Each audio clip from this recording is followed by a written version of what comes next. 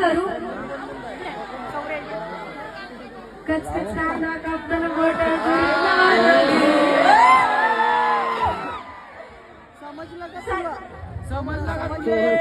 समजलं का तुले? काय संबंध दाबे इथं काजूचा इथं सायली आहे